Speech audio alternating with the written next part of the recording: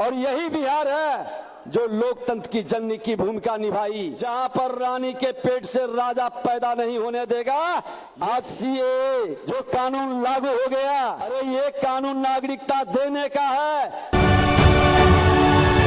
भारत माता की आज जो जात पात ऊंच नीच के भेदभाव से ऊपर उठकर एक संयुक्त क्रांति हमने हमेशा सफलता दिलाई है और हम बिहार के लोग विकास के स्वर्णिम काल से आज गुजर रहे हैं। हर बिहारी को हम कहेंगे कि आप महापुरुषों से प्रेरणा लें।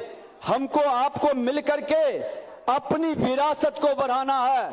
हमारा विरासत था, ये बिहार की धरती ज्ञान विज्ञान की धरती थी। ये बिहार कई धर्म स्थल का उद्गम स्थल था। ये बिहार कई महापुरुषों का वो इतिहास है जो अखंड भारत के सपना को साकार किया। ये बिहार साइंस को आर्यभट्ट जैसे महान वैज्ञानिक का केंद्र बिंदु रहा। ये बिहार कहीं न कहीं शांति का अग्रदूत रहा और यही बिहार है जो लोकतंत्र की जननी की भूमिका निभाई। देश के प्रथम राष्ट्रपति डॉक्टर राजेंद्र बाबू, बिहार के प्रथम मुख्यमंत्री बिहार के श्री कृष्ण सिन्हा और सामाजिक न्याय के पुरोधा जिनको भारत रत्न आज देश के प्रधानमंत्री नरेंद्र मोदी जी ने दिया है, लोक जननायक कर्पूरी ठाकुर जी। उस बिहार के अंदर हमारी विरासत ठहर क्यों गई? उस बिहार के अंदर हर समाज के अंदर हमको अपनी विरासत को बढ़ाना है। वो विरासत बढ़ाने का संकल्प अपने नौजवानों के मन के अंदर डालना है कि हमारे समाज ही गौरवान्वित नहीं हो, पूरा बिहार गौरवान्वित हो, पूरा देश गौरवान्वित हो। इसके लिए एक नई प्रेरणा हमको आपको मिलकर के देना है। हमें विरासत भी और विकास के भी मूल मंत्र पर देश के विकास में बिहार की अग्रणी भूमिका को सुनिश्चित करना है।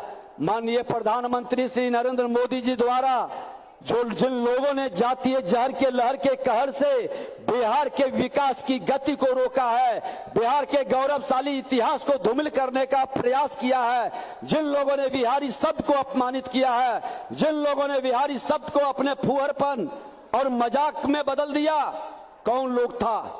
हमारा ऐतिहासिक मेरा गौरवशाली इतिहास को किसने कलंकित किया? उस विषय पर हम जाना नहीं चाहते, चर्चा नहीं करना चाहते, लेकिन ये कहना तो जरूर चाहेंगे कि हर बिहारी सब पर भारी बनने के लिए फिर से अपने ज्ञान और विज्ञान की भूमि को जगाना होगा, अपने इतिहास को लोगों तक बताना होगा, अपनी विरासत को बढ़ाना होगा। और देश के प्रधानमंत्री नरेंद्र मोदी जी ने साफ शब्दों में कहा है कि हम जब तक जाति के नाम पर लड़ते रहे, जात की बात करते रहे, लोग हमें गुलाम बनाते चले गए। हम वर्षों की गुलामी, आज लगभग 1000 वर्ष की गुलामी में हमारी सामाजिक ताना बाना टूट गया, हमारी सामाजिक समरसता बिखर गया, हमारे सनातन के सत्य को भूल गया। फिर से इसे जगाना है। ये जब जगेगा तभी बिहार का गौरव बढ़ेगा और बिहार लोकतंत्र की जननी की भूमि है जहां पर रानी के पेट से राजा पैदा नहीं होने देगा। ये जनता के बीच के अपने खून पसीना बहाकर जो आएगा वो राजा बनेगा, वो लोकतंत्र का रक्षक बनेगा। और ऐसे लोगों को ही जो जमीन पर काम करता है उसको ही हमको माला पहनाना है, अपना नेतृत्व देना है। मैं तो कहना चाहूंगा मित्रों कि नेता बनने के लिए सब लोग आगे आते हैं, लेकिन आज समाज का हर नौजवान का, हर जाति के नौजवान आगे बढ़ करके पूछे कि आपको समाज के प्रति समर्पण क्या है। आप नेता बनने के लिए आए हैं, आपने अपने समाज का, अपने परिवार का, अपने राज्य का, अपने देश के प्रति क्या जिम्मेवारी निभाया, क्या त्याग है आपका, क्या बलिदान है आपका। सत्ता के कुर्सी पर रानी के पेट से सिर्फ पैदा हो जाने से हम राजा बन जाएं? परिवारवाद और वंशवाद के आधार पर हमको सत्ता और कुर्सी मिल जाए, ये लोकतंत्र के लिए खतरा है। ये लोकतंत्र को कहीं न कहीं दूषित करता है, कलंकित करता है।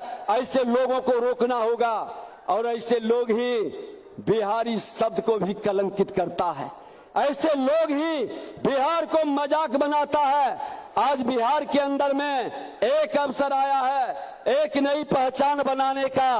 और जिस कांग्रेस के लोग हैं जो तुष्टीकरण की राजनीति से सत्ता को संभालते रहे, देश को बांटते रहे, देश के लोगों को लड़ाते रहे, उसी के एक बड़े नेता है शशि थरूर। आज सीएए जो कानून लागू हो गया, अरे ये कानून नागरिकता देने का है, नागरिकता लेने का नहीं।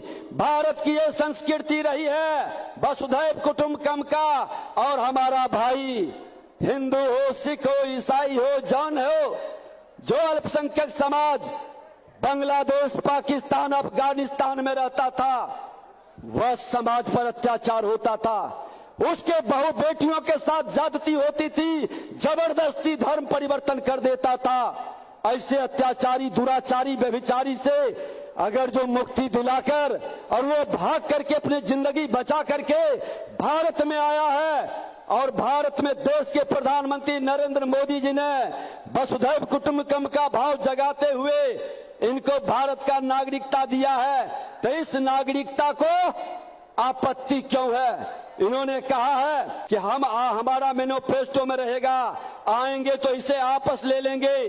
कांग्रेस के लोग ने कहा, यह दुखद दुर्भाग्यपूर्ण है, यह दुखद दुर्भाग्यपूर्ण है। और मैं बता देना चाहता हूं, ऐसे कांग्रेसियों से को सबक सिखाने का, ये लोकतंत्र के महापर्व में हर बिहारी पूरे संकल्प के साथ कांग्रेस मुक्त बिहार का वातावरण, कांग्रेस मुक्त देश का वातावरण बनाने में एक अहम भूमिका निभावें, क्योंकि भारत को गौरवशाली उस सिंहासन पर पहुंचाना है जो स्वामी विवेकानंद जी का 21वीं सदी के भारत का कल्पना है।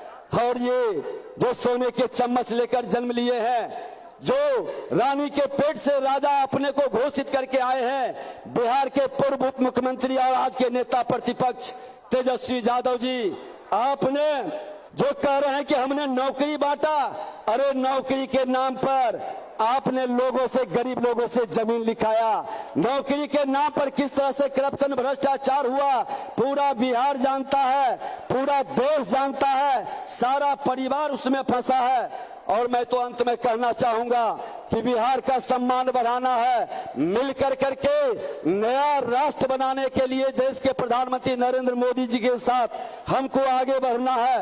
ये संकल्प के साथ कि 40 से 40 सीट हम नरेंद्र मोदी जी के झोली में डालेंगे और एक नया 21वीं सदी के राष्ट्र बनाने का ये संकल्प हम लोग लेंगे। अपनी आजादी को हम हरगिज भुला सकते नहीं, जो ये बचपन से हम लोग गाते रहे हैं। सर कटा सकते हैं लेकिन सर झुका सकते नहीं। इस शहादत पर अपने शहीद जुब्बा साहनी के प्रति यही सच्ची श्रद्धांजलि होगी। और एक बार फिर से ये संकल्प लेते हुए देश के प्रधानमंत्री जी ने जो महामंत्र दिया है, सबका साथ, सबका विकास, सबका विश्वास, सबका प्रयास, तो एक बार जोरदार नारा लगाइए, सबका साथ, सबका विकास, सबका साथ, सबका साथ। फिर